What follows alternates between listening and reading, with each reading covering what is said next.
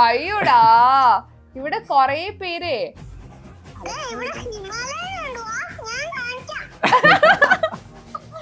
ഞാൻ video call ചെയ്തോട്ടെ? ചെയ്തോ ചെയ്തോ. ആരാ? എന്നെ മനസ്സിലായില്ലേ?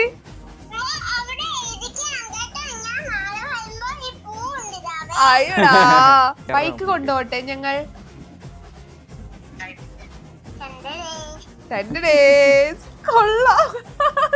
ശരിക്കും ആളെയും കൂടെ കൂട്ടായിരുന്നു. ഞാൻ ഈ ഒരു സേഫ്റ്റി പിൻ ട്രേഡ് ചെയ്ത് വീടില്ലാത്ത ഒരാൾക്ക് വീട് മേടിച്ചു കൊടുക്കാൻ ശ്രമിക്കുവാണ്. സേഫ്റ്റി പിൻ ചാലഞ്ച് ഞങ്ങൾക്ക് ഇത് ആദ്യമായിട്ടാണ്. ഇത് എങ്ങനെയാണ് ഇത്രയും ഒരു സേഫ്റ്റി പിന്ന് കൊടുത്ത ഇത്രയും വലിയ പ്രൊഡക്റ്റ്, അതിനെക്കാട്ടും വില കൂടിയ പ്രൊഡക്റ്റ് തിരിച്ചു കിട്ടും, അതിലൂടെ ഒരു വീട് ഒരാൾക്ക് കൊടുക്കാൻ പറ്റുമോ എന്നത് ഞങ്ങളെ ശരിക്കും ഞെട്ടിച്ചു. നമുക്കൊരു പുതിയ വീട് കിട്ടി.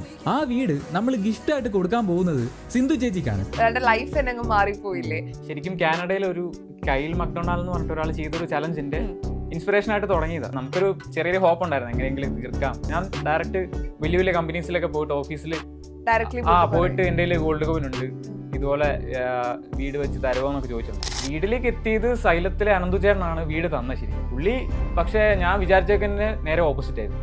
പറഞ്ഞപ്പോ തന്നെ നമുക്ക് ഓക്കേടാ ചെയ്യാന്ന് പറഞ്ഞു. ഒരു 8 മിനിറ്റ് അപ്പൊ തന്നെ ഫുള്ള് ചേഞ്ച് ആയി, എന്റെ ലൈഫും ചേഞ്ച് ആയി, ചാലഞ്ചും കംപ്ലീറ്റ്. ഫസ്റ്റ് ടൈമാ കാണണേ. ആൻഡ് ഒരു ഇഷ്ടമുള്ള ഒരു നമ്പറിൽ ഡയൽ ചെയ്ത് വിളിക്കുന്നു, അവരെ കാണാൻ വേണ്ടി പോകുന്നു, അവരുടെ കൂടെ ചായ കുടിക്കുന്നു. ഞാൻ ചോദിച്ചു ചായ കുടിക്കാൻ വരട്ടെ, ആ വരാൻ പറഞ്ഞു. അപ്പൊ തന്നെ ആ ഒരു വൈബ് കണക്ട് ആയി. പക്ഷെ അതിനു മുമ്പ് എനിക്ക് പേടിയായിരുന്നു, ചങ്കൊക്കെ ഇടിക്കും അത് എന്ത് പറയും. അതിനുവേണ്ടി ഒരു സിം എടുത്ത്, പുതിയ സിം എടുത്തിട്ട് ഫ്രണ്ടിനെ വിളിച്ച്, എന്നിട്ട് ഇങ്ങനെ റാൻഡമായിട്ട് സ്ട്രേഞ്ചറായിട്ട് സംസാരിക്കുന്ന പോലെ ആക്ട് ചെയ്തു. അങ്ങനെ ഒരു പ്രാക്ടീസ് ഒക്കെ എടുത്തിട്ടാണ് റാൻഡം നമ്പർ വിളിച്ചത്. പക്ഷെ കുറെ പേര് ആന്ധ്രയെന്നൊക്കെ കുറെ പേര് എടുത്തായിരുന്നു. അവരുടെ സന്തോഷം നമ്മൾ കണ്ടതാണ്. എന്താ അവരുടെ റെസ്പോൺസ് എങ്ങനെയായിരുന്നു? പെട്ടെന്ന് ഒരു ദിവസം റാൻഡമായിട്ട് ഇങ്ങനെ ഒരു മെസ്സേജ് കണ്ടു, സിന്ധു ചേച്ചി എന്നാണ് ചേച്ചിയുടെ ഒരു വീഡിയോ കണ്ടു. അപ്പോൾ ഞാൻ ചേച്ചിയുടെ ഫോൺ നമ്പറൊക്കെ എടുത്തിട്ട് വിളിച്ചു, ചേച്ചി ഞാനൊന്ന് കാണാൻ വന്നോട്ടെ എന്ന് ചോദിച്ചു. അങ്ങനെ പോയി കണ്ടു. കണ്ടപ്പോൾ പറഞ്ഞു, ചേച്ചി എനിക്കൊരു വീഡിയോ ഇട്ടിട്ടുണ്ട്, ആ വീഡിയോ ഞാൻ ചേച്ചിക്ക് തരാം. കുറേ നാൾ ആരോടും ഡിറ്റാച്ച്ഡ് ആയിട്ട് വീട്ടിൽ തന്നെ ഇരുന്നിട്ട് യൂട്യൂബ് തന്നെ പഠിക്കുമായിരുന്നു ഒരു 7-8 മാസം. ശരിക്കും പറഞ്ഞാൽ ഞാൻ പഠിച്ചതൊക്കെ ബിടെക്കാണ്. പക്ഷേ അതൊരു സിസ്റ്റത്തിൻ്റെ ബേസിൽ പഠിച്ചെന്നേ ഉള്ളൂ. പക്ഷേ ഏറ്റവും കൂടുതൽ പഠിച്ചത് മീഡിയ ഫീൽഡിലാണ്. നമ്മൾ ഓൾറെഡി ഇന്നാളിന് കൂടെ അഭിനയിക്കണം എന്നൊരു ആഗ്രഹം ഉണ്ടാവല്ലോ. അങ്ങനെയാണെങ്കിൽ അമലിന്റെ നായികയായിട്ട് ലാലേട്ടന്റെ മോനായിട്ട് അഭിനയിച്ചേക്കുള്ളത്. ഡിസംബർ 6-7 തീയതികളിൽ ഒച്ച മ്യൂസിക്കൽ ഫെസ്റ്റ് നടക്കുന്നുണ്ട്. കളമശ്ശേരിയിൽ ചക്രൂസ് ലിസ്റ്റിലാണ് പ്രോഗ്രാം നടക്കുന്നത്. 2 ഡേയ്സ് പ്രോഗ്രാമാണ്. ആദ്യ ദിവസം ഒച്ച സ്പോട്ടിഫൈ ആപ്പ് 91 ലൈവ് ആണ്, അത് ഹിപ്പോപ്പാണ് നടക്കുന്നത്. 2ാം ദിവസം ഒച്ച ആഫ്റ്റർ ഡാർക്ക് ആണ് നടക്കുന്നത്. ഇപ്പോൾ 2 ടിക്കറ്റ് ഉണ്ട്. അപ്പോൾ വരാം. Thank you. പെർഫ്യൂമിക്സിന്റെ ഒരു സ്നേഹ സമ്മാനം കൂടെ ഞങ്ങൾ സൈൻ്റെ ഭാഗത്ത് നിന്ന് വരുന്നുണ്ട്. പെർഫ്യൂംസ് ആണ്, ട്രൈ ചെയ്തിട്ട് പറയും. ഓക്കെ.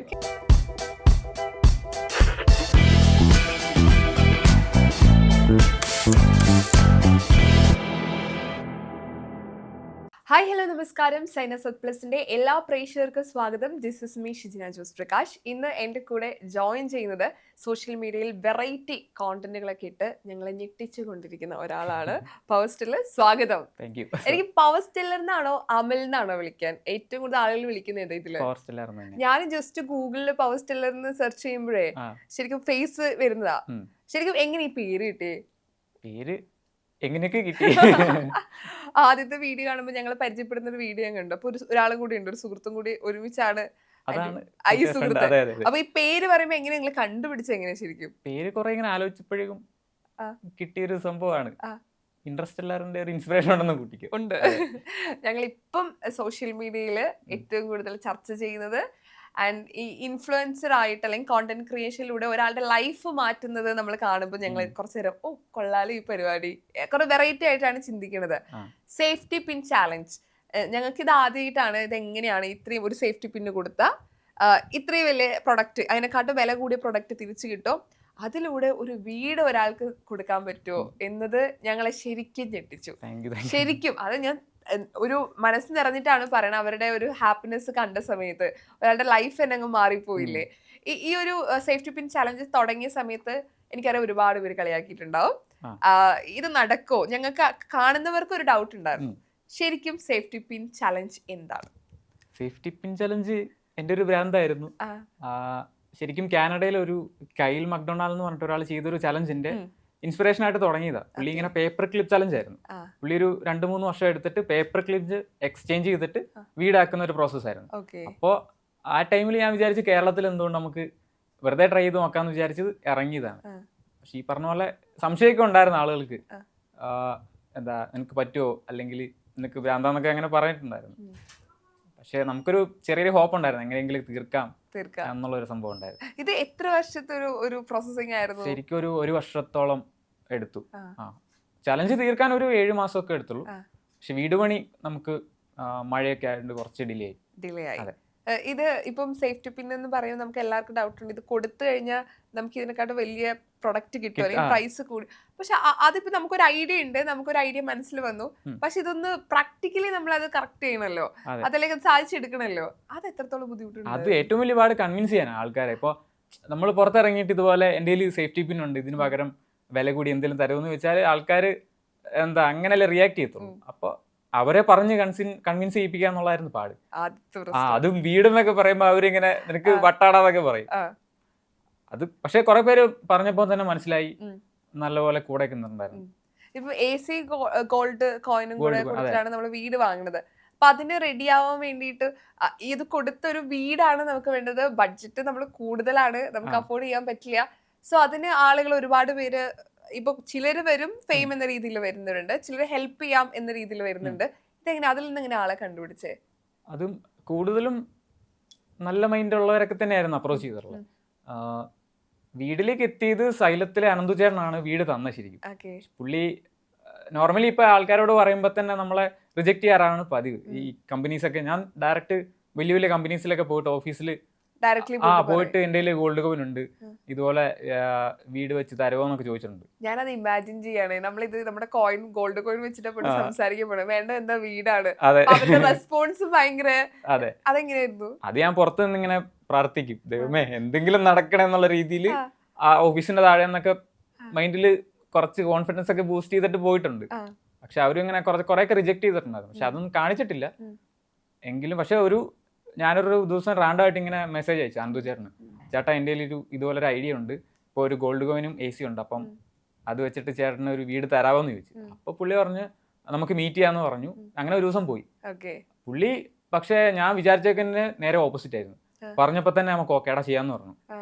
ഒരു 8 മിനിറ്റ് അപ്പൊ തന്നെ ഫുള്ള് ചേഞ്ച് ആയി, എൻ്റെ ലൈഫും ചേഞ്ച് ആയി, ചാലഞ്ചും കംപ്ലീറ്റ് ചെയ്തു. എനിക്ക് തോന്നുന്നു അങ്ങനത്തെ ഒരു കണക്ട് ആവുന്ന ആളുകളെ കിട്ടുന്നത് വളരെ ഇമ്പോർട്ടന്റ് അല്ലേ? നമുക്ക് ഇഷ്ടപ്പെട്ട കാര്യങ്ങൾ അവർക്ക് കൂടെ മനസ്സിലാവണം. കുറെ ഒന്നും പറയേണ്ട ആവശ്യം പോലും വരുന്നില്ല. ഇപ്പൊ ഒരാൾക്ക് വീട് വെച്ചു കൊടുത്തു, അവരുടെ സന്തോഷം നമ്മൾ കണ്ടതാണ്. എന്താ അവരുടെ റെസ്പോൺസ് എങ്ങനെയായിരുന്നു ഫാമിലിയുടെ? വീട് വെച്ച് കൊടുത്തായിട്ടല്ല ഞാൻ കാണുന്നത്. ശരിക്കും ഈ ഒരു ചലഞ്ച് കഴിഞ്ഞപ്പോ ഒരു ഗിഫ്റ്റ് കിട്ടി. ഞാൻ ആ ഗിഫ്റ്റ് ഇങ്ങനെ ഗീവ് അവേ അങ്ങനത്തെ ഒരു സംഭവമാണ്. വീട് വെച്ചെന്ന കൊടുത്തെന്നുള്ള രീതിയിലല്ല, പക്ഷെ അവര് ഭയങ്കര ഹാപ്പി ആയിരുന്നു. അപ്പോ ഏറ്റവും വലിയ പാടെന്ന് പറഞ്ഞാല് ഒരു വീട് കിട്ടി അത് ആർക്ക് കൊടുക്കും എന്നുള്ളൊരു ഡൗട്ട് ഉണ്ടായിരുന്നു. അപ്പൊ ഇങ്ങനെ കുറെ പേര് മെസ്സേജ് ഒക്കെ അയച്ചായിരുന്നു. അതിനകത്തുനിന്ന് സെലക്ട് ചെയ്യാനൊക്കെ ഭയങ്കര ബുദ്ധിമുട്ടായിരുന്നു. അപ്പോ പെട്ടെന്ന് ഒരു ദിവസം റാൻഡമായിട്ട് ഇങ്ങനെ ഒരു മെസ്സേജ് കണ്ടു. സിന്ധു ചേച്ചി എന്നാ ചേച്ചിയുടെ ഒരു വീഡിയോ കണ്ടു. അപ്പോൾ ഞാൻ ചേച്ചിയുടെ ഫോൺ നമ്പറൊക്കെ എടുത്തിട്ട് വിളിച്ചു, ചേച്ചി ഞാനൊന്ന് കാണാൻ വന്നോട്ടെ എന്ന് ചോദിച്ചു. അങ്ങനെ പോയി കണ്ടപ്പോൾ പറഞ്ഞു, ചേച്ചി എനിക്കൊരു വീഡിയോ കിട്ടിയിട്ടുണ്ട്, ആ വീഡിയോ ഞാൻ ചേച്ചിക്ക് തരാന്ന് പറഞ്ഞപ്പോൾ ചേച്ചി ഇതുപോലെ തന്നെ പറ്റിക്കാൻ പറയാണ് എന്നൊക്കെ പറഞ്ഞു. അപ്പൊ എങ്ങനെ വീഡിയോ കിട്ടിയെന്ന് പറഞ്ഞപ്പോ ഞാൻ പറഞ്ഞു സേഫ്റ്റി പിൻ കൊടുത്തപ്പോ വീഡിയോ കിട്ടിയെന്ന്. കഥയോ ആൾക്കാർ വിശ്വസിക്കുന്നില്ല, ചേച്ചിയും വിശ്വസിച്ചൊന്നുമില്ല. പിന്നെ കുറെയൊക്കെ ഫസ്റ്റ് വീട് പണി തുടങ്ങിയപ്പോഴാണ് ചേച്ചി വിശ്വസിച്ചത്. അത്ര നാൾ ഇങ്ങനെ വിളിക്കും, ഫോണൊക്കെ വിളിച്ചിട്ട് മോനെ പറ്റിക്കുവാണോ, കുറെ പേര് ഇതുപോലെ പറ്റിച്ചിട്ടുണ്ടെന്നൊക്കെ പറഞ്ഞു. പക്ഷെ ചേച്ചി ഭയങ്കര ഹാപ്പിയാണ്. ഇനിയിപ്പോ സേഫ്റ്റി പിൻ ഇപ്പൊ ഒരു ദൗത്യം നമ്മൾ കംപ്ലീറ്റ് ചെയ്തല്ലോ, രണ്ടാമത്തെ ദൗത്യത്തിന് അതാ പാട്. ഇനി കുറച്ച് വലുതായിട്ട് എന്തെങ്കിലും ചെയ്യണമെങ്കിൽ ഈ ആളുകൾ കുറച്ച് കൂടുതൽ എക്സ്പെക്ട് ചെയ്യാല്ലേ, അതൊരു പ്രശ്നമായിട്ട് തോന്നുന്നുണ്ടോ? ശരിക്കും കുറച്ച് ഉണ്ട്. പുതിയ കണ്ടന്റ് കൊണ്ടുവരുന്നത് ഭയങ്കര ചാലഞ്ചിങ് ആണ്. ആൻഡ് എനിക്ക് അമലിന്റെ വീഡിയോസ് കാണുന്ന സമയത്ത് ഇപ്പൊ ആദ്യമായിട്ട് ഒരു വീഡിയോ കണ്ടെങ്കിൽ നമ്മൾ സബ്സ്ക്രൈബ് ചെയ്യും. കാരണം ഒരു സ്റ്റൈലുണ്ട്, ഒരു നമ്മളെപ്പോഴും ബോറടിപ്പിക്കില്ല. അത് എഡിറ്റിങ്ങിലായാലും പ്രസന്റേഷനിലായാലും. ആൻഡ് ഞങ്ങൾക്ക് എപ്പോഴും കൊള്ളാലും ഈ പരിപാടിയും തോന്നും. അപ്പൊ ഞാൻ വിചാരിക്കും എങ്ങനെ ഇതിന് ഇത്രയും എഫേർട്ട് ഇടണേ. കാരണം ഒരു വീഡിയോ ഇപ്പൊ ഈസി, യൂട്യൂബ് വീഡിയോ നമുക്ക് വളരെ സിമ്പിൾ ആയിട്ട് ഷൂട്ട് ചെയ്ത് എഡിറ്റ് ചെയ്ത് ഇടുന്നവരുണ്ട്. പക്ഷെ അതിന് ഇത്രയും എഫേർട്ട് ഇടുന്നുണ്ടല്ലോ. ശരിക്കും അതെങ്ങനെയാ പ്രോസസ്സിങ്? എങ്ങനെയാ ശരിക്കും ഒരു വീഡിയോ ക്രിയേറ്റ് ചെയ്യുന്ന അതിന് എത്ര ടൈം സ്പെൻഡ് ചെയ്യും? സ്ക്രിപ്റ്റിംഗിൽ നല്ല സമയം എടുക്കും. ശരിക്കും പറഞ്ഞാൽ ഞാൻ പഠിച്ചതൊക്കെ ബിടെക്കാ. പക്ഷെ അതൊരു സിസ്റ്റത്തിന്റെ ബേസിൽ പഠിച്ചെന്നേ ഉള്ളൂ. പക്ഷെ ഏറ്റവും കൂടുതൽ പഠിച്ചത് മീഡിയ ഫീൽഡിലാണ്. ഞാനൊരു കുറെ നാള് ആരോടും ഡിറ്റാച്ച്ഡ് ആയിട്ട് വീട്ടിൽ തന്നെ ഇരുന്നിട്ട് യൂട്യൂബ് തന്നെ പഠിക്കുമായിരുന്നു ഒരു 7-8 മാസം. അതെങ്ങനെയായിരുന്നു പഠിച്ചത്? ഞാൻ യൂട്യൂബ് തന്നെ നോക്കിയിട്ട് ട്യൂട്ടോറിയൽസ് കാണും. എഡിറ്റിംഗ്, എനിക്ക് ഒരു ബാക്ക്ഗ്രൗണ്ടും ഇല്ല. അപ്പം ഇങ്ങനെയൊന്ന് സംസാരിക്കുന്നതന്നെ ഞാൻ ഒട്ടും വിചാരിച്ചില്ല ലൈഫിൽ. കോളേജിലൊക്കെ ആണെങ്കിലും ബാക്കിൽ പോയി മടിയൊക്കെ ആയിരുന്നു, ഭയങ്കര നാണം, അങ്ങനത്തെ പരിപാടിയൊക്കെ ആയിരുന്നു. പക്ഷെ എന്താ പറയുന്നത്, മൊത്തത്തിൽ മാറണല്ലോ, പേഴ്സണാലിറ്റി മാറണം, നമ്മുടെ പ്രസന്റേഷനും ഒക്കെ മാറ്റണം, സ്കില്ല് പഠിക്കണം. അപ്പം ആ ഒരു 7 മാസം ഫുള്ള് ഇൻവെസ്റ്റ് ചെയ്ത് പഠിച്ചെടുക്കുമായിരുന്നു. ഈ ശരിക്കും പറഞ്ഞാൽ നമ്മുടെ ഇപ്പം ജോലി വേറെ പാഷൻ വേറെ എന്ന് പറയല്ലോ. അപ്പം ഇത് പഠിച്ച് തുടങ്ങിയ സമയത്താണോ ഈ ഒരു ഫീൽഡിനോട് ഇൻട്രസ്റ്റ് വരുന്നത്, അല്ലെങ്കിൽ തുടക്കം മുതലേ ഈ ഒരു ഏരിയ മീഡിയ ഫീൽഡിനോട് താല്പര്യം ഉണ്ടോ? അല്ല, അത് ശരിക്കും ഭയങ്കര കൺഫ്യൂസിങ്. എനിക്ക് എന്തെങ്കിലും ഡിഫറെന്റ് ആയിട്ട് ചെയ്യണമെന്നുണ്ട്, പക്ഷെ എന്ത് ചെയ്യുമെന്ന് അറിയത്തില്ല. അപ്പൊ കൂട്ടുകാരൊക്കെ ജോലിക്ക് പോകുന്നുണ്ട്, അപ്പൊ നമ്മൾ വീട്ടിലിരിക്കുക. അപ്പൊ വീട്ടുകാർക്ക് തോന്നും ഇവനെന്തോ പ്രശ്നമുണ്ടല്ലോ എന്നൊക്കെ വിചാരിക്കും. അപ്പൊ ഞാൻ എന്താ വെച്ചാൽ കുറച്ച് ലിസ്റ്റ് ഒക്കെ എഴുതിയിട്ട് കുറെ സാധനം ലിസ്റ്റ് ഔട്ട് ചെയ്തു. ബിസിനസ് എഴുതി, പിന്നെ എന്താ റേസിംഗ് ഒക്കെ എഴുതിയിട്ടുണ്ട്. ലാസ്റ്റ് ആയിരുന്നു യൂട്യൂബ് ഒക്കെ ഇറങ്ങി. എന്നിട്ട് ഞാനൊരു ദിവസം എല്ലാം വെച്ച് ട്രൈ ചെയ്യും, ഒരു 2 ആഴ്ചയൊക്കെ വെച്ചിട്ട്. അങ്ങനെ കുറെ ലിസ്റ്റ് ഒരു ബിസിനസ് തുടങ്ങിയിട്ട് മൊത്തം പൊട്ടിപ്പോയ അവസ്ഥയൊക്കെ ഉണ്ടായിരുന്നു. അങ്ങനെ ലിസ്റ്റ് ചെയ്ത് വന്നപ്പം യൂട്യൂബ് എത്തി, മീഡിയ എന്നുള്ള സാധനം എത്തി. അപ്പൊ ചെയ്തപ്പോഴേക്കും ഇത് കൊള്ളാലോ എന്ന് വിചാരിച്ചു. ഞാൻ ആദ്യമായിട്ടാട്ടോ, അല്ലെങ്കിൽ നമ്മൾ ചിലത് പറയാറില്ല ഇങ്ങനെ, കാരണം നമ്മൾ ഇത്ര ട്രൈ ചെയ്തെന്ന് പോലും ആൾക്കാർ പറയാൻ പഠിക്കും. പക്ഷെ ശരിക്കും ലൈഫിൽ നമുക്ക് ഇഷ്ടപ്പെട്ട ഒരു കാര്യം നമുക്ക് എന്താന്ന് ഒരു കൺഫ്യൂസ് ഉണ്ടാവും. ചിലപ്പോൾ നമുക്ക് പറഞ്ഞുതരാൻ ആരും ഉണ്ടാവില്ല. നമ്മൾ പോകെ ആയിരിക്കും, ചിലപ്പോൾ നമുക്ക് ഏജ് ചിലപ്പോൾ കൂടുമ്പോഴായിരിക്കും ഇതായിരുന്നു വേണ്ടേന്ന് മനസ്സിലാണ്. പക്ഷെ കൊള്ളാം. ഇങ്ങനെ ഇപ്പം ബിസിനസ് ആയാലും ഏത് ബിസിനസ് ട്രൈ ചെയ്ത്? Business exporting. അതെ, ഓക്കെ. ഒന്നല്ല, കുറെ ചെയ്ത് എല്ലാം പാളിപ്പോയി. പക്ഷെ ഇതില് സ്റ്റിക്ക് ഓൺ ചെയ്തു. എനിക്കൊന്ന് 1 മില്യൺ ആകാൻ വേണ്ടി പോവാണ് യൂട്യൂബിൽ. ഇപ്പൊ ഒരു 4 വർഷത്തെ ജേർണി അല്ലേ? ആക്റ്റീവായിട്ടൊരു 1.5-2 വർഷം. ഈ 2 വർഷം കൊണ്ട് ഈ പറഞ്ഞ 1 മില്യൺ എന്ന് പറയുന്നത് ചില്ലറ കാര്യമില്ല. സോ അത് എത്രത്തോളം പ്രൗഡ്. ഇന്നിപ്പോ ആ ഒരു നമുക്ക് കുറെ കൺഫ്യൂഷൻസ് ഉണ്ടായിരുന്നു, നമ്മൾ കുറെ കാര്യങ്ങൾ ട്രൈ ചെയ്തു, അതിൽ വീഴ്ച വന്നു, സ്റ്റിൽ ഇപ്പൊ നമ്മൾ സക്സസ്ഫുള്ളി നിൽക്കുകയാണല്ലോ. അല്ലെങ്കിൽ ആളുകൾ ഇഷ്ടപ്പെടുന്ന രീതിയിൽ. എനിക്കൊന്ന് അമലിന്റെ ഒരു വീഡിയോ വരുമ്പോ എത്ര വ്യൂ വരുന്നുണ്ട് നമുക്കറിയാം, കാരണം ആളുകൾ വെയിറ്റ് ചെയ്യുന്നുണ്ട്, ആളുകൾക്ക് ഇഷ്ടമാണ് കണ്ടോണ്ടിരിക്കാൻ. സോ അതിപ്പോ ഫീൽ ചെയ്യുമ്പോൾ എങ്ങനെയാ അമലിന് തോന്നുന്നത്? ഭയങ്കര സന്തോഷമുണ്ട്. ശരിക്കും പറഞ്ഞാല് ആദ്യത്തെ വീഡിയോ ഒരു 100-200 വ്യൂ ഉള്ളായിരുന്നു. പക്ഷെ ഒരു ദിവസം പെട്ടെന്ന് ഈ ചലഞ്ച് തുടങ്ങിയപ്പോഴാണ് വ്യൂ ഒക്കെ കൂടാൻ തുടങ്ങിയത്. പെട്ടെന്ന് ഒരു ദിവസം 10,000 സബ്സ്ക്രൈബേഴ്സ് ആയി, 1,00,000 സബ്സ്ക്രൈബേഴ്സ് ആയി. അപ്പൊ പണ്ട് എങ്ങനെ ആഗ്രഹിച്ചിട്ടുണ്ട്, ഒരു ദിവസം ഉറങ്ങിയിട്ട് രാവിലെ എഴുന്നേൽക്കുമ്പോൾ ഇത്ര കയറണം. അതെ, പെട്ടെന്ന് ഒരു ദിവസം ആയപ്പോഴേക്കും 1,00,000 സബ്സ്ക്രൈബേഴ്സ് ആയി. അപ്പൊ അവരുള്ളതുകൊണ്ടാണ് ശരിക്കും പറഞ്ഞാൽ ഞാൻ ജീവിച്ചു പോകുന്നത്. അപ്പം അവരെ ഡിപ്പെൻഡ് ചെയ്താണല്ലോ, അവരുടെ സമയമാണല്ലോ നമുക്ക് തരുന്നത്. അപ്പം നമ്മളൊരു കണ്ടന്റ് ഇടുന്നു, അവർക്ക് എന്തെങ്കിലും വാല്യൂ കൊടുക്കണം, പക്ഷെ അവരുടെ സമയമാണ് നമ്മുടെ വലുത്. അപ്പോൾ അവരോടെല്ലാം താങ്ക് യു. ഇപ്പൊ full time YouTube content creation അങ്ങനെ തന്നെയാണ്. ഇപ്പൊ ഇത് ജോലിയായിട്ട് കാണുന്ന ആൾക്കാർ ഭയങ്കര ഇപ്പൊ ഓക്കെയാണ്, ആൾക്കാർ ഇതൊരു ജോലിയാണ് എന്ന രീതിയിൽ. ചിലപ്പോ യൂട്യൂബ് ഒക്കെ പെട്ടെന്ന് പോയി കഴിഞ്ഞാൽ നമ്മൾ എന്ത് ചെയ്യും എന്ന രീതിയിലുണ്ട്. അങ്ങനെ ഒരു പ്ലാൻ ബി മനസ്സിലുണ്ടോ? പ്ലാൻ ബി മനസ്സിലുണ്ട്, ഉണ്ടാക്കിക്കൊണ്ട് വരും. എനിക്ക് ആക്ടിങ് ഇഷ്ടമാണ്, അഭിനയിക്കാൻ. അപ്പം അങ്ങനെ സിനിമ ട്രൈ ചെയ്യുന്നുണ്ടോ? ട്രൈ ചെയ്യുന്നുണ്ട്. വിളിച്ചിട്ട് ഈ പറഞ്ഞ എല്ലാവർക്കും നമ്മൾ മെസ്സേജ് അങ്ങനെ ഉണ്ടോ? മെസ്സേജ് അതൊക്കെ ഉണ്ട്. അയ്യോ, സുഹൃത്തിന്റെ ചിരി കൂടുതലാ. ശരിക്കും നല്ലൊരു ഫ്രണ്ട് സർക്കിൾ ഉണ്ടാവുന്നതും ഇതിന്റെ ഒരു ഭാഗമാണല്ലേ. നല്ല ഫ്രണ്ട് സർക്കിൾ ഉണ്ടായത് ഈ ഒരു ഫീൽഡിൽ വന്നപ്പോഴാണ്. ശരി, അതിനു മുമ്പ് എനിക്ക് അങ്ങനെ വലിയ കണക്ഷൻസ് ഒന്നും ഇല്ലായിരുന്നു. ഇന്റർവേർട്ട് ആയിരുന്നു. കുറച്ച് ഇപ്പോഴും ഇന്റർവേർട്ട്. എല്ലാ ആക്ടിങ് വേറൊരു മുഖമുണ്ടോ? ഞാൻ ആരോടും അങ്ങനെ സംസാരിക്കല് കുറവാണ്. നമ്മുടെ ജോലിയുടെ ഭാഗമായിട്ട് നമ്മൾ സംസാരിക്കും. അല്ലെങ്കിൽ നമ്മുടെ വീഡിയോ കാണുമ്പോഴേ സൂപ്പർ, ഞങ്ങളുടെ കൂട്ടത്തിൽ ഒരു സുഹൃത്ത് ഉണ്ടായിരുന്നെങ്കിൽ ഞങ്ങൾക്ക് ചിൽ ലൈഫ് ഉണ്ടാവും നമ്മൾ ചിന്തിക്കും. വീഡിയോ കണ്ടിട്ട് ആൾക്കാർ നേരിട്ട് കാണുമ്പോഴേക്കും നീ എന്തോന്ന് സംസാരിക്കാന്നൊക്കെ ചോദിക്കും, അങ്ങനെ ചോദിക്കാറുണ്ട്. ശരിയാട്ടോ, നമ്മൾ വീഡിയോ കണ്ടിട്ട് നിങ്ങൾ അതുപോലെ നമ്മൾ ട്രീറ്റ് ചെയ്തില്ലെങ്കിൽ ഞങ്ങൾക്ക് പ്രേക്ഷകർക്ക് വിഷമാവും കുറെ പേര് പറയും. അപ്പൊ ഇങ്ങനെ അത് എടുക്കുക ആൾക്കാർ വന്നിട്ട് സംസാരിക്കുമ്പോ അവർക്ക് മനസ്സിലാവും ഞാൻ ഇങ്ങനെ സംസാരിക്കാൻ അധികം കുറവാന്നൊക്കെ. പക്ഷെ കുറച്ചൊരു സിങ്കായി കഴിഞ്ഞാൽ ഞാൻ മഹാത്തറ. ഓക്കെ, നമ്മുടെ കംഫർട്ടബിൾ ആയിട്ടുള്ള ആളുകളാണെങ്കിൽ നമ്മൾ നന്നായിട്ട് സംസാരിക്കും. ഈ കോണ്ടന്റിന്റെ കാര്യം പറയുമ്പോൾ ഞാൻ ആദ്യമായിട്ട് നമുക്ക് കുറെ റോങ് നമ്പേഴ്സ് വരും, അല്ലെങ്കിൽ നമ്മൾ ഒരിക്കൽ പോലും അറിയാത്ത നമ്പർ ഡയൽ ചെയ്ത് നമ്മൾ വിളിച്ചിട്ടില്ല. എങ്ങാനും വിളിച്ച ഹലോ എന്ന് പറഞ്ഞ് ഞങ്ങൾ കട്ടാക്കി ഓടും. ഉം. അല്ലെങ്കിൽ ഏതെങ്കിലും മറ്റ് ലാംഗ്വേജിലെ ആളുകളാണെങ്കിൽ നമ്മൾ റോങ് നമ്പർ എന്ന് പറഞ്ഞ് കട്ട് ചെയ്യും. ഉം. പക്ഷെ ഫസ്റ്റ് ടൈമാ കാണണേ ആൻഡ് ഒരു ഇഷ്ടമുള്ള ഒരു നമ്പറിൽ ഡയൽ ചെയ്ത് വിളിക്കുന്നു, അവരെ കാണാൻ വേണ്ടി പോകുന്നു, അവരുടെ കൂടെ ഒരു ചായ കുടിക്കുന്നു. ഇത് ശരിക്കും ഒരു കോണ്ടന്റ് എന്ന രീതിയിൽ ഇതിനൊരു സ്ക്രിപ്റ്റ് ഉണ്ടോ അതോ ലൈവായിട്ട് അങ്ങനെ സംഭവിക്കുന്നതാണ്? എങ്ങനെയാ ഇതിന്റെ? സ്ക്രിപ്റ്റ് ഉണ്ടോന്ന് വെച്ചാൽ സ്ക്രിപ്റ്റ് ഉണ്ട്. ഓക്കെ. അപ്പോൾ എൻ്റെ ഉദ്ദേശം മുംബൈയിലുള്ള ഒരാൾ തന്നെയായിരുന്നു. കാരണം മുംബൈയിൽ പോയാൽ എനിക്ക് കുറച്ച് കോണ്ടന്റ് എടുക്കാൻ പറ്റും. അപ്പോൾ 7-8 എണ്ണം എടുക്കാൻ പറ്റും. അപ്പോൾ Okay. അവിടെയുള്ള ഒരാളെ വേണം. ആ. ശരിക്കും പറഞ്ഞാൽ കുറെ പേര് സമ്മതിച്ചു. ആ. അപ്പോൾ എനിക്ക് മുംബൈയിലുള്ള ഒരാളെയാണ് കണ്ട് പുള്ളി സെലക്ട് ചെയ്തത്. എങ്ങനെ ഈ സെലക്ഷൻ വരുന്നത്? ഫോൺ വിളിച്ചു. ശരിക്കും നമ്മൾ ഈ കാണുന്ന പോലെ വിളിക്കും. അതെ. ഇപ്പൊ ഒരുപാട് പേരെ വിളിച്ചിട്ടുണ്ട്, ആ ഒരൊറ്റ പേഴ്സൺ ആണ് വിളിച്ചേ? ആ കുറെ പേര് വിളിച്ചു. അതിൽ നിന്ന് എങ്ങനെ ഇയാളെ സെലക്ട് ചെയ്തേ? മുംബൈയിൽ നമുക്ക് സംസാരിക്കുമ്പോൾ മനസ്സിലാവും. എന്താ പറയുന്നത്, ഞാൻ ചോദിച്ചു ചായ കുടിക്കാൻ വരട്ടെ എന്ന്. ആ വരാൻ പറഞ്ഞു. അപ്പൊ തന്നെ ആ ഒരു വൈബ് കണക്ട് ആയതൊക്കെ. പക്ഷെ അതിനു മുമ്പ് എനിക്ക് പേടിയായിരുന്നു. ചങ്കൊക്കെ ഇടിക്കും അത് എന്ത് പറയും. വീട്ടില് പറഞ്ഞ കിഡ്നി ഒക്കെ എടുത്തോണ്ട് ടെൻഷൻ. അപ്പൊ ഒരു പ്രാക്ടീസിന് വേണ്ടിയിട്ട് ഞാൻ കൂട്ടുകാരൊക്കെ അതിനുവേണ്ടി ഒരു സിം എടുത്ത്, പുതിയ സിം എടുത്തിട്ട് ഫ്രണ്ടിനെ വിളിച്ച് എന്നിട്ട് ഇങ്ങനെ റാൻഡമായിട്ട് സ്ട്രേഞ്ചറായിട്ട് സംസാരിക്കുന്ന പോലെ ആക്ട് ചെയ്തു. അങ്ങനെ ഒരു പ്രാക്ടീസ് ഒക്കെ എടുത്തിട്ടാണ് റാൻഡം നമ്പർ വിളിച്ചത്. പക്ഷെ കുറെ പേര് ആന്ധ്രയിൽ നിന്നൊക്കെ കുറെ പേര് എടുത്തായിരുന്നു. കൊള്ളാട്ടോ. പക്ഷെ അവർക്ക് ഇത്രയും ഇൻട്രോവേർട്ട് ആയിട്ടുള്ള ആളെ എങ്ങനെ നമുക്ക് ഒട്ടും പരിചയമില്ലാത്ത ആൾക്കാർ, കാരണം അവള് ചെയ്യുന്നത് നമുക്ക് ഒട്ടും പരിചയമില്ല ആൾക്കാരുടെ പോലും അവരുടെ വീട്ടിൽ പോകുന്നുണ്ട്, ആളുകളോട് സംസാരിക്കുന്നുണ്ട്. അറ്റ്ലീസ്റ്റ് നമ്മൾ അവരായിട്ടൊന്ന് സെറ്റ് ആവണല്ലോ സംസാരിച്ചിട്ട്.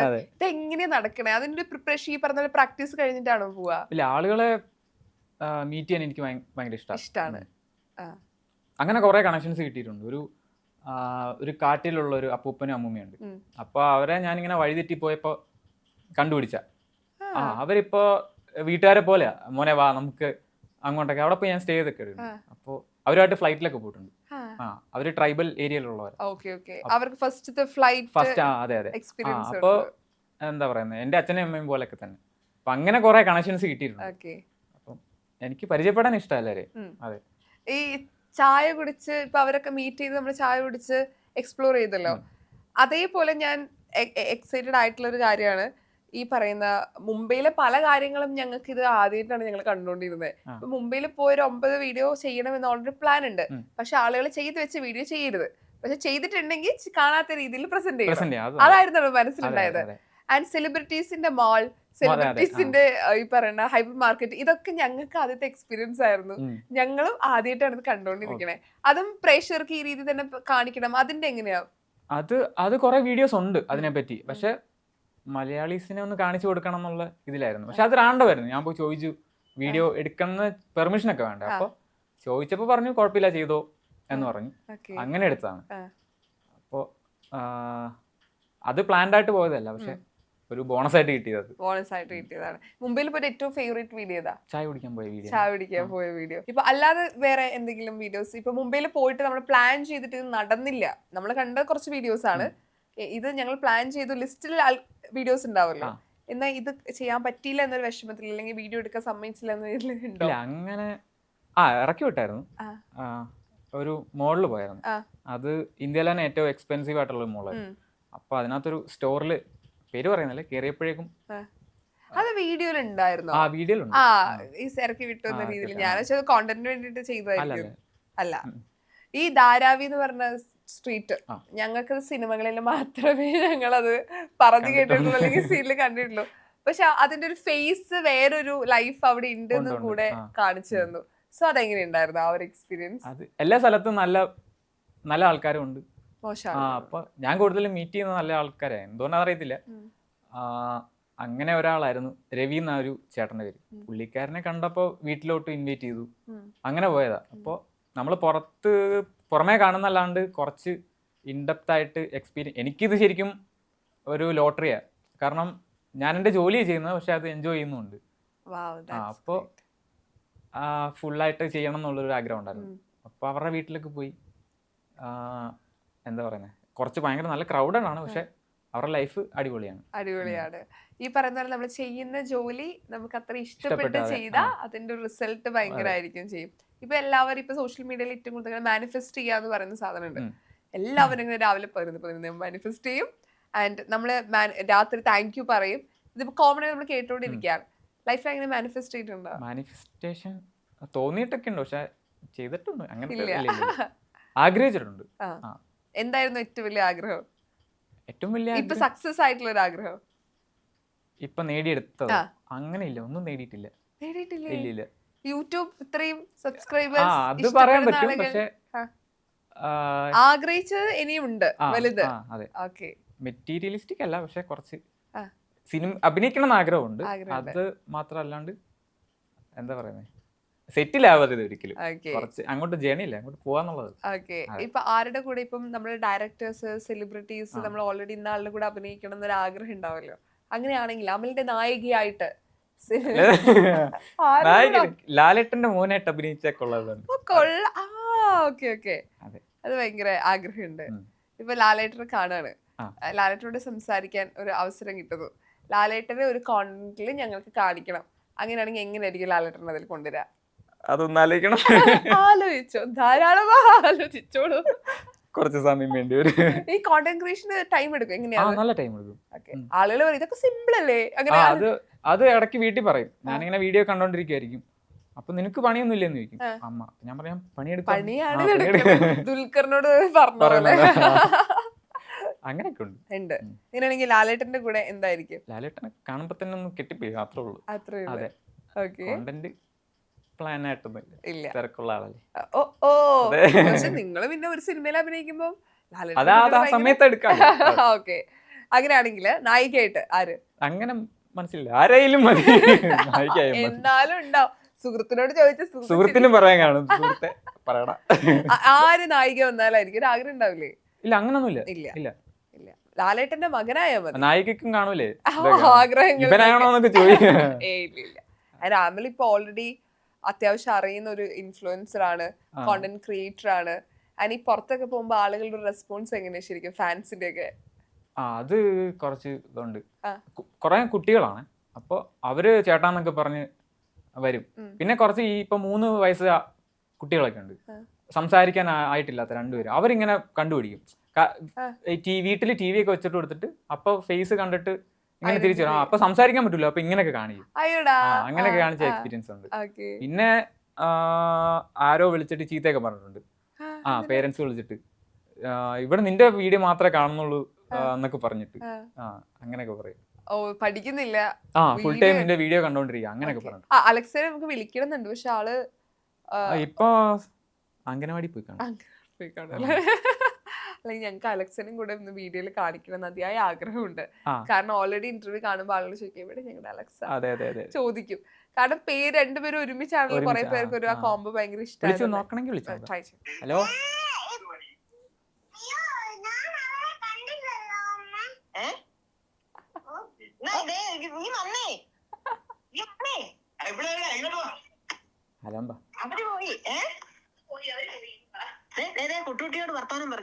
ചേച്ചി എന്തൊക്കെ ചോദിക്കുന്നു?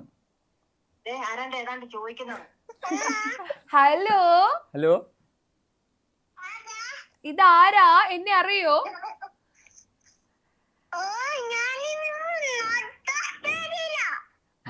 നട്ടാശ്ശേരി സ്ഥലം ആണോ? Okay okay. അങ്കവാടി പോയില്ലേ? പോന്നില്ലേ? അയ്യോടാ, ഇവിടെ കൊറേ പേര്.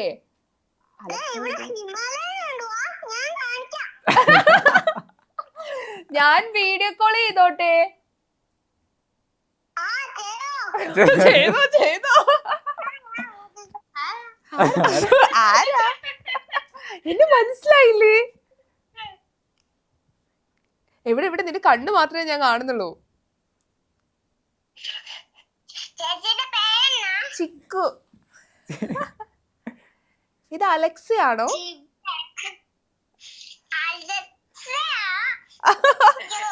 അലക്സനെ ഞാൻ കാണുന്നൊക്കെ വിചാരിച്ചു. എന്തുവാ?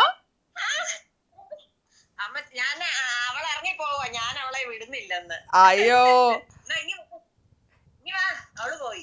പോയി, ഓടിപ്പോയി. ഒന്ന് പിടിക്കാവോ? പൂക്കള് ഞാൻ കാണുന്നില്ല, ഇരുട്ടി തന്നിരിക്കണേ. കാണിച്ചതാ ചേച്ചിക്ക്? പനി മാറിയോ?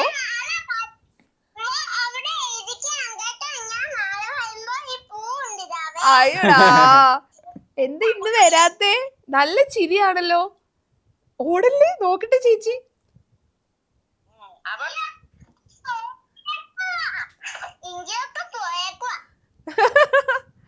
ആരെ ഈ പൊട്ടൊക്കെ വെച്ചേ?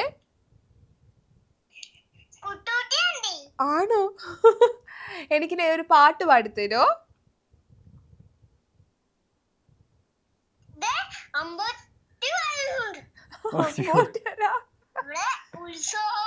ആണോ? ഓ, ഇവിടെ ഒരുപാട് പേരെ ലേര് ചോദിക്കുന്നു. എല്ലാവരോടും ഒരു ഹായ്, ഒരു ഉമ്മ കൊടുക്കൂ. ഒരു ഹായ് പറ എല്ലാരോടും. ബൈക്ക് കൊണ്ടുപോകാന്ന് പറഞ്ഞു. നിന്റെ ബൈക്ക് ഉണ്ടോ? ഹിമാലയം ഞാൻ കൊണ്ടുപോവാ. ബൈക്ക് കൊണ്ടുപോട്ടെ ഞങ്ങൾ.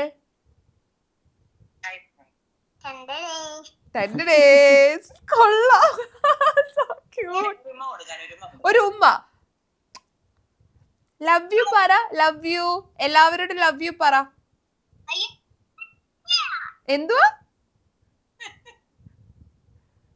അവിടെ ഓൾറെഡി മറ്റേ വോട്ടെടുപ്പിന്റെ കാണിച്ചോണ്ടിരിക്കുക. ഒരു ഉമ്മതാ.